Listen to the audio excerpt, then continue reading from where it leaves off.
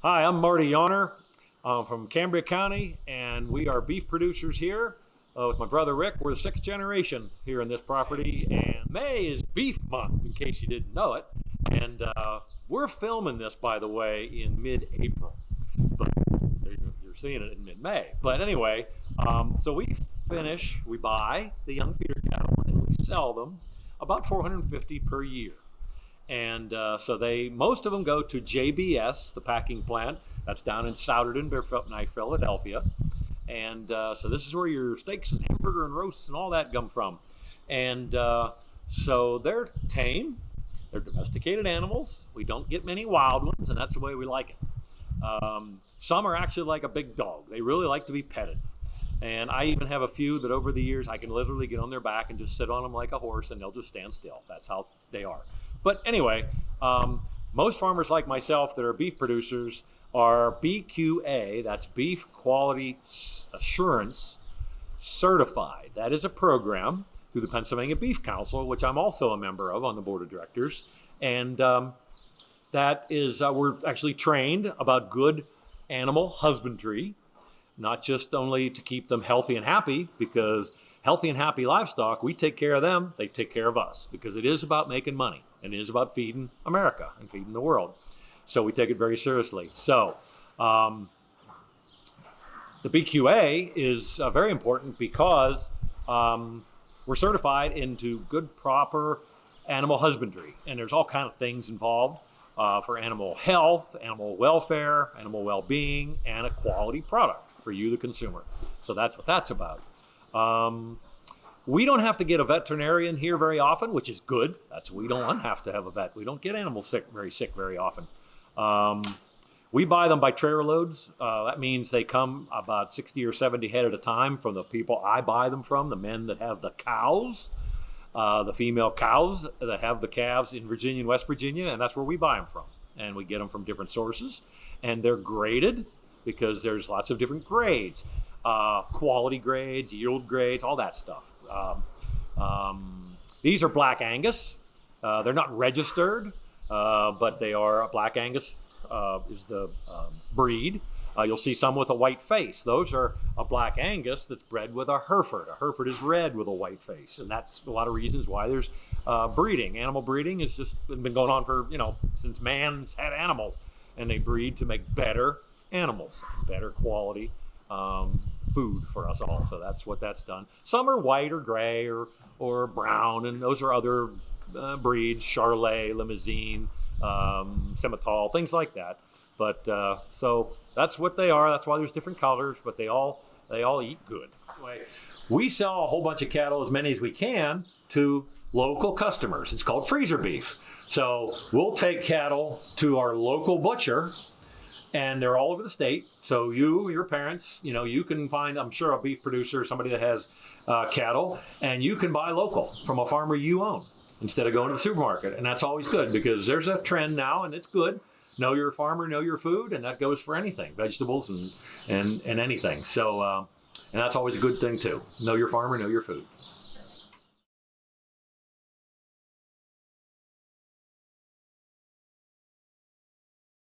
Grow corn, oats, wheat, hay, and soybeans.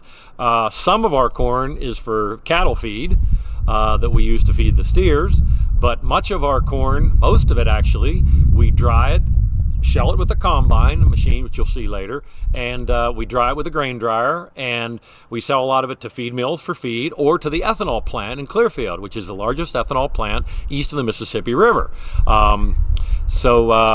Soybeans, we sell to different processing plants that make it into soybean oil, that goes into many different products. The oats is for feed, mainly for animal feed. The wheat we sell goes to a mill in Lamar called Snavely's Mills, and that's where it's made into flour to make not bread, but crackers and pretzels and biscuits and things like that. So it's food you eat. There's lots and lots of different jobs that you kids can get involved in agriculture, because you might not know this, but 1 in 7 jobs in Pennsylvania are agriculture related. Not farmers. We're only 1% of the population, myself and my brothers and my nephews, but we feed everybody. But there's lots and lots of jobs, not only in Pennsylvania, but everywhere, that are involved with agriculture. Pennsylvania has a whole bunch of processing facilities of all kind of foods. And so, environmental studies and, all kind of other jobs are available that you can get involved that have something to do with agriculture if you like working outside. But we have about 250,000 bushels of grain storage at this farm. That's enough that we can store all of our crop that we harvest. We don't have to sell it at harvest time. Some farmers don't have grain bins. They don't have grain dryers. They just sell right out of the field, and sometimes that's okay. But sometimes you can get more money for the crop if you hold it and sell it later, not at harvest time. So that's what we try to do.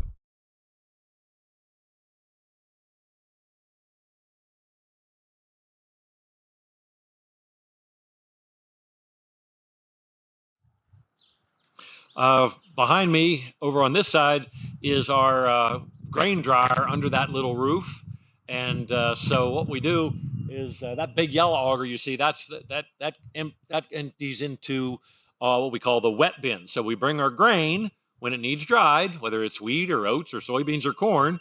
Sometimes it needs to be dried, sometimes it doesn't, depending on how dry it is coming off the field when we harvest. But so we'll back the trucks in to that, and we'll dump into that red hopper. It'll go up that big yellow auger into that first bin. That's called the wet bin. Wet grain goes in there.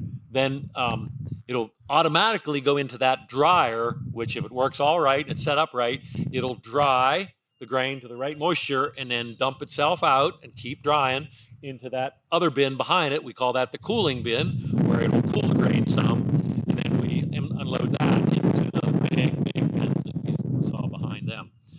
So that's our grain operation. We also have at the other farm, because we farm in 5 townships, and I have another farm, like I told you, where the feeder cattle, where we start the young feeder cattle, and we have big grain bins up there too. They have a different drying system. It's called an in-bin drying system. So those bins have a dryer that blows the fan blows the hot air in with a burner, blows the hot air into the bin, and it dries inside the bin. And it also has what's called an agitator. It has little augers that slowly move around and turn and stir the grain very slowly. So that's a good system too. So over on this side, you'll see one of our many different trucks. We have lots and lots of trucks of all sizes that we haul the grain from the farm, from the fields to the farm. And then when we sell grain, obviously we have to haul it to where we haul it. So a lot of farmers don't own a lot of trucks. They'll have other companies haul their grain from the farm to the places where we sell, but we like to haul it all ourselves.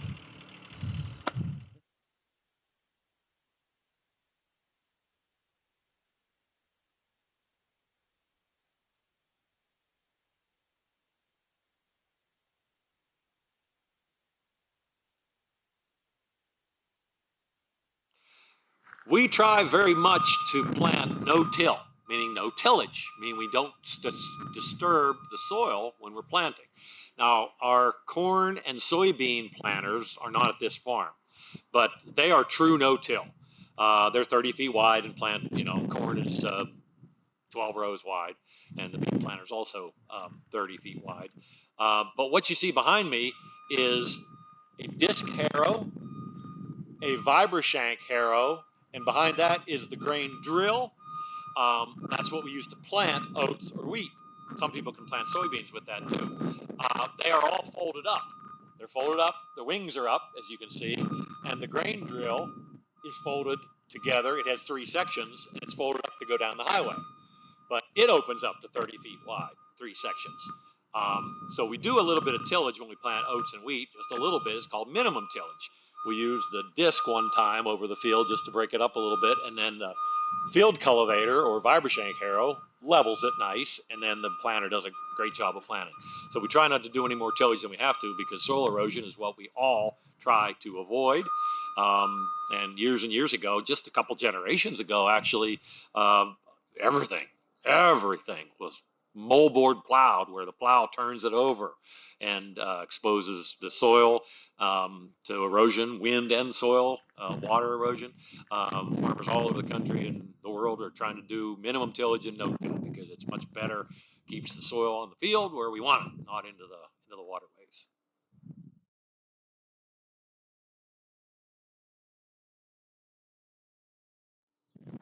So here in northern Cambria County, Patton is my address. We're 13 miles north of Ebensburg, which is the center of Cambria County. And so we live in the middle of the Patton Wind Farm. So you can, I think you see 4 turbines behind me. Those turbines, there's 15 of them in the Patton Wind Farm. They were built in 2012. I helped to develop this project with the company that put them on. I'm a firm believer that we need all of the above when it comes to energy sources for our nation and for the world. And so I was happy to help them develop this project. But yeah, those are 2 megawatt turbines each one, and they produce a whole bunch of power, and it's clean energy. And so we have 2 that sit on our land, but there's other turbines that sit on other people's land, and they're paying lease payments and whatnot by the company, and they make money for the company, and they make clean energy for everybody. So they're a good thing. The reason why the Patton Wind Farm was built was for because here in Cambria County and Somerset County, we live on the spine of the Appalachian Allegheny Mountains. It's the highest points in Pennsylvania. Somerset County has the highest point in Pennsylvania. So along the Allegheny Ridge, from Tyrone in the north all the way to Maryland, there's 250 or more wind turbines like these because we're up so high in the elevation, and it's a good wind regime. So that's why they build them up on the highland, and that's where we live. Cambria Heights is the school district where we're in here, and it's Cambria Heights. And the school mascot is the Highlanders.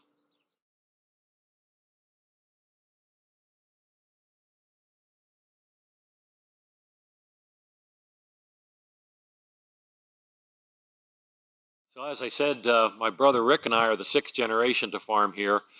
His sons, Ben and Gabe, are hoping to be the 7th. Our grandfather, Paul, was a lifetime farmer, of course, a master farmer in 1961. And he was the largest potato grower in the whole state of Pennsylvania. 350 acres of potatoes in the 1950s. That was unheard of. They would hire 100 people to pick potatoes by hand. But anyway, he was told by his doctor he had to quit potatoes or he would die. It was too much work. And so he built this cattle barn in 1960 and chicken houses and got into the pig business and turkeys, and he was very diversified and a fearless farmer. But anyway, this is our feed lot where we finish the steers. It is an aluminum pole barn, open on the south side, and he actually went out west to the western states and looked, and this was a revolutionary new design because in 1960 it was the old bank barn, which you see some of them still around. Germans built them into the bank, and that's where everybody had their farms, and we had some of them. We still do. But this is where we finish our cattle. It's all cement. They're all under roof, but have good ventilation, and we can open these big doors on each end, you know, depending on the weather, close them up when it's cold. But we can have up to 300 steers here, and I've had as many as 400 in this barn. And so we feed corn silage, and that is the whole plant. And I'll show you later. That's the whole plant, corn silage. You might have a chopper, forage harvester it's called, and that chops the silage up, the whole plant, the corn, blows it into a truck, and we unload it into the silos, which you'll see. And that's how we feed, and then we just supplement it with protein and vitamin mineral supplement to make it nutritious and a balanced diet. So they're happy and healthy and grow fast, and that's what we want.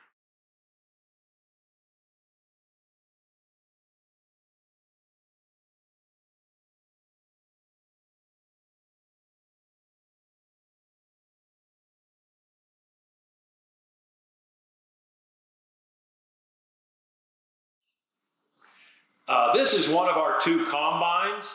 This is a machine that grain farmers use to harvest grain of any kind, from corn, oats, wheat, hay, soybeans, other things. Different headers go on the front of it to depending on what crop you're using and what width. They make headers from 15 feet to 45 feet wide.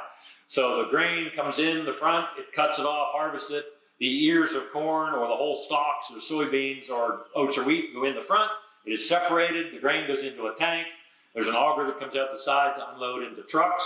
The stalks or whatever go out the back, or the straw goes out the back that can be baled. Straw is a good bedding for livestock that we do use. We use our straw to bale, to bed, gives them a place to lay down, makes them a dry place for the cattle. But the reason why it's called a combine is because Cyrus McCormick and John Deere were 2 men that lived, 100 years ago or more, and one invented a reaper that cut the grain and laid it on the ground, which was better than cutting it by hand. And then I think it was the other one invented the threshing machine, to thresh the grain out.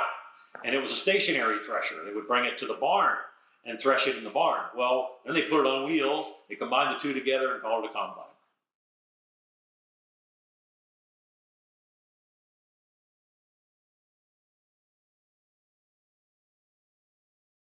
So as I told you, we have a lot of equipment.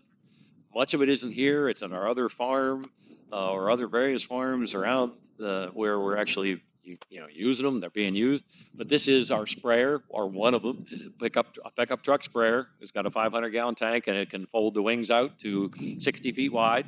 And so crops need to be sprayed for fertilizer, liquid fertilizer in many cases. Different crops for different things, herbicides, insecticides, fungicides, all these things that we can grow the crops, profitably. And like these pesticides, they're expensive. So we farmers, we don't use any more than we absolutely have to. We use them at the labeled rate. And so, that's what we have to do. People sometimes ask me, do you use chemistry? Do you use chemicals? We say, well, yeah, because if we didn't, your food would be a lot more expensive.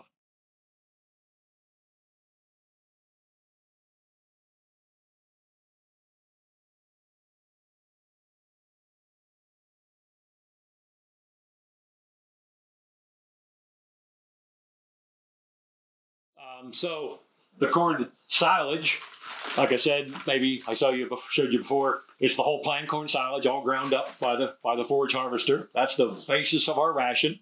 The protein supplement and the vitamin mineral supplement. That's that granular feed I showed you. That is a protein and vitamin mineral supplement. It gives them a balanced diet to make them healthy and happy and gain the most weight in the shortest period of time, which is what we want. Then the other thing we feed, but we don't feed it. It's actually a what they call self-choice, free choice. It's just plain old salt, but it's trace mineralized salt, so it has vitamins and minerals in it. So we put that out in the bunk area that they can take a lick of it as they want. And that's how they kind of self-balance their own ration that way, which is good. They know how to do that. And then the other thing is sodium bicarbonate, baking soda. So this is feed grade sodium bicarbonate. And we do that. We put it out there and we feed it by the bags because hundreds of them, they just take a lick of it every day. And that's, it keeps their stomach, their rumen, healthy. Cattle have 4 stomachs, or I should say 4 chambers of a stomach. They have a rumen, the omasum, the abomasum, and the reticulum. So that's how they can digest fiber. They can digest things that we humans, which are monogastrics, we have 1 chamber, we can't digest that. That's how they can digest grass.